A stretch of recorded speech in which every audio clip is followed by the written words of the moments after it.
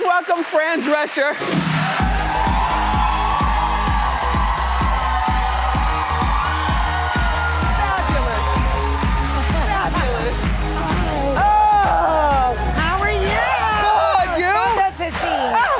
Yes, so have a seat. You know what to do, yes. Okay, get into it.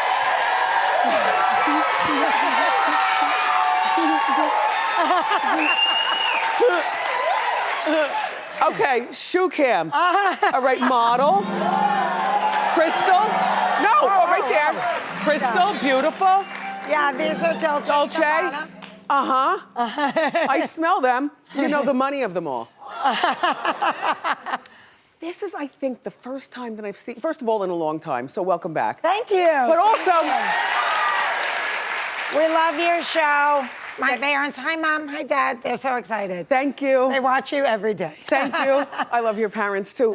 Look, you're one of the girls that, whenever I think of that off-the-shoulder thing, because you always show that. Yeah. So it's weird to see you all buttoned up today in a sexy way. But you know what you do. You know those dresses that you wear. Yes, yes. They come off the shoulder and they fit real tight to show a good waist and a fat booty. Right?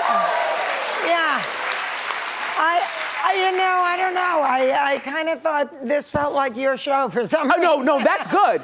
That's. I mean, you look fantastic. It's a Tanya Taylor, and I just thought, oh, this looks like Wendy. By the way, your hair looks wonderful as usual. Oh, thank you. It's hard to keep your hair going when you get to be a particular. I would say like over 45, things start to happen. Well, I don't use any kind of peroxide on my hair. I only use enzymes that come from Australia, and that I've been using since, you know, I've heard that. That's that purple thing that me and Brendan, we both wash our hair with the same thing. Well, this comes, you know, it's a developer, but it's not peroxide, so it doesn't go into the hair follicle. It just, you know, covers the strands. Yeah. And, for me, being a cancer survivor, I try and, so I think that it makes the hair healthier. Keeps the hair healthy. Look, it looks good and swinging. All right, before we get into other stuff, let's talk about the sitcom. Okay. All right, first of all, you keep us entertained all the time. Now, what do you what's all going on here? Well, it's called Indebted, and it's about these baby boomer couple, me and Steven Weber, that kind of go broke because we're very loving, very vivacious, a lot of fun, and we're madly in love with each other, but we are clueless when it comes to money. Okay. So, you know, we got ourselves into a bit of a hole and had to unload the house before it was taken away, and now we're living with our adult son and his young family. It sounds fantastic. And you know, I have friends like this, so. Yeah. I'm not personally like this. I work very hard and. But it's a sign of the times.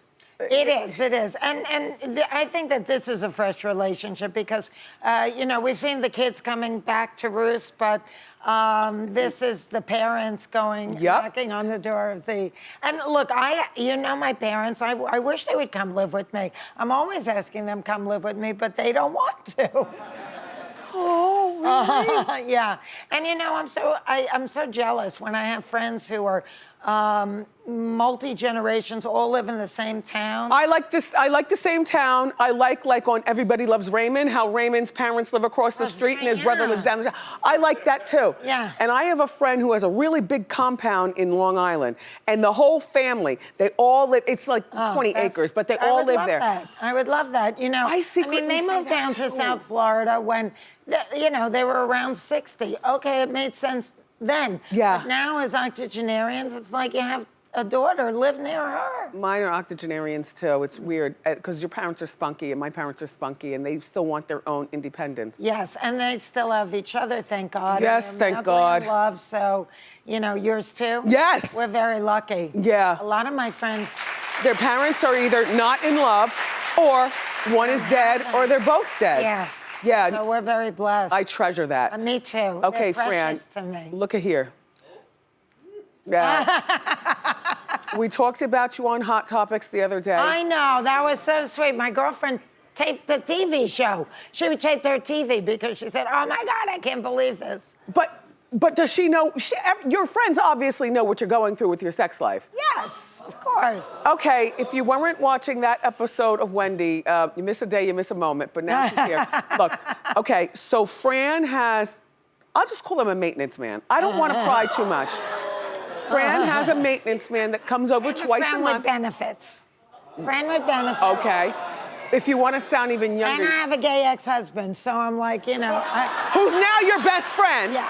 Who And normally he fulfills a lot of my emotional needs too, because we've been together Since off and high on- school. Yeah, 15. Yeah, so you know, he's but my best friend. normally I don't like exes being in the life of when you break up, but in the case Really? of no. But your ex-husband, no. Why? No. Oh, I If feel you like we're happily divorced. No. He's gay all day. Okay. There's a big difference. Okay, I can appreciate Do you know what I that, mean? Yeah. Not on but Wednesdays people that or holidays. break up and they have children, they have to figure out how to. Well, you don't have to be friends. You just have to change them out and swap them in the parking lot of McDonald's. But no. Fran, I'm new at this. I'm trying to work my way through. In case you don't know. But look, all right, so you got the maintenance man, and he comes over twice a month. Right. And I loved this story. Me and the woman in the Hot Topics Bureau, the men couldn't really understand it. Me and Bookman is of a particular age like us. So, but we totally got it. Except I was saying twice a month is not enough. Well, no, wait, hold on. I'll So did Dr. explain that Drew. to you. I'll Dr. explain Drew. that to you. I'll explain that to you. And now, apparently, you're single again. Yes. So okay. So here's the thing: if I saw this, I don't see myself with this dude as having a future together. Right. What we do well. You get it? But you know. And it starts with, he comes over, you get in the hot tub. I read the article. Yeah, usually we get right into the bed. And then we do, we lay around, we get in the hot tub. You watch and tennis? We have something to eat. We watch tennis. movie? Or a screener, and yeah. Do you dress sexy or it doesn't even matter? I wear something that's, I think, visually Yeah. entertaining. Let me ask you. But, you know, but let me just answer your question, because I know that, you know, you gotta make room for the dude that really you're manifesting. Exactly. All right, so twice that's a month with the reason. maintenance man is enough. Yes, it's enough because Oh. I'm not emotionally, you know, attached to him. Right. I need to make room. I need to be able to date. You know, Got you. I keep an empty drawer on the guest sink in my bathroom. Say no more. I keep a room in the closet. This is all feng shui, ladies. You got to make room and manifest. Okay, that part I didn't see in the article. Right. Well, page 6. Good, You know. because the last time I saw you, you were in love with... My second husband. yeah. Right. And you guys broke up or got divorced after like 2 years. Right. We were together 3 years. Okay. So the first year was ecstasy. And then the second year was agony and ecstasy. And then the third year was just agony. So that Are you was still when friends I called with him? it quits. No, but that's not my choice. Okay. I don't, you know, he kind of holds a grudge. And that's his journey. You know, I have absolutely no regrets. I'm nothing but in gratitude for having had the relationship, because I think every intimate relationship that you have offers you an opportunity That's to what grow. I say also. Was the divorce nasty? No. Because I didn't read anything. I had no idea. No, it wasn't, you know, it was very simple, actually. I mean, we didn't have kids. We didn't really have joint properties. You have your own money, he had his own money, and that's the way Exactly. that was. This is how Exactly. adults operate. Yes, and so it was very, very simple. Can and, I ask you and something amicable. about the maintenance man? Because I just feel like having the sex is an easy thing to do, but kissing and making out is a lot more intimate. Do you make out with him? Just asking. You know, we definitely kiss, and I mean, up here. yes. Fran.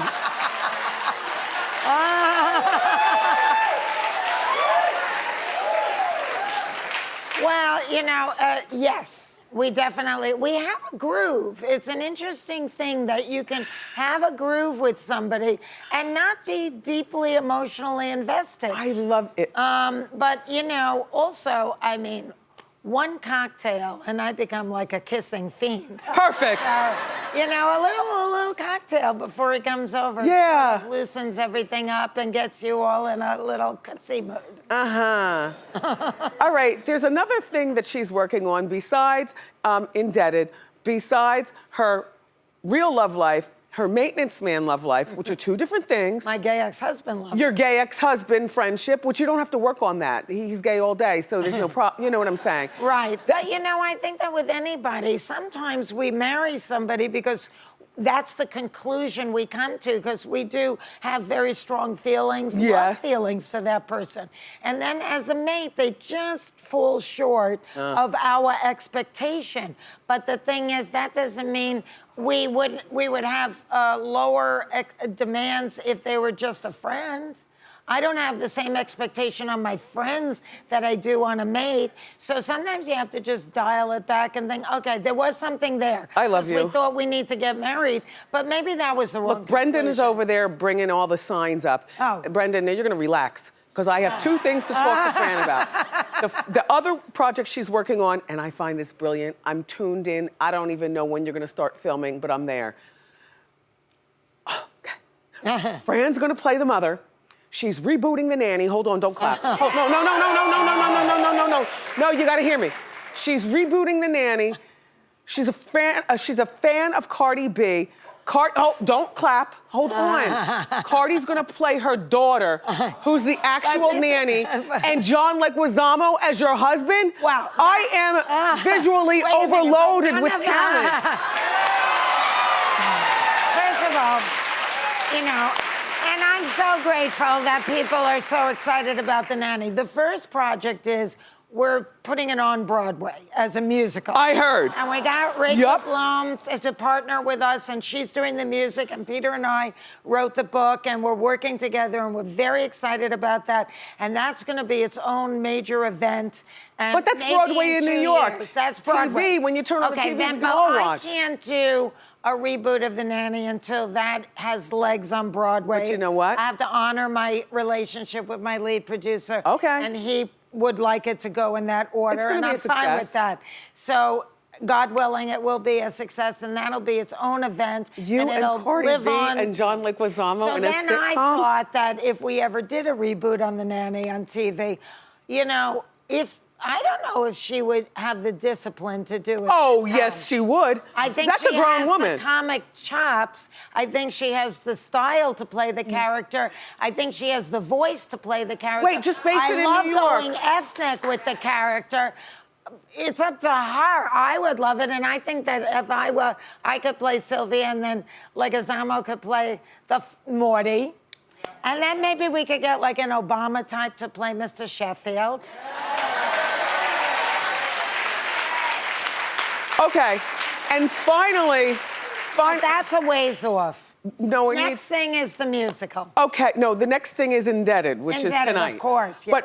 But also, you've teamed up with Jamie Foxx with the Cancer Schmancer. Yes, he's been wonderfully supportive of the Cancer Schmancer movement, and we did an education video that targets teens and tweens because they are the first generation predicted to not live as long as their parents in U.S. history. I know. And we don't. He's got children. We just don't want to make that a self-fulfilling prophecy. So very generously, he gave his time to us, and we motivate, activate, educate kids to become more mindful consumers, because what they buy and what they don't buy becomes their vote as well as their protest. You know, they don't pay tax, they don't vote, they don't wield a lot of influence in Washington, but they are a multi-billion-dollar demographic. They buy a lot. Jamie and I and the Cancer Schmancer movement want them to become mindful consumers instead of mindless consumers. Fran Drescher, everybody, give it up.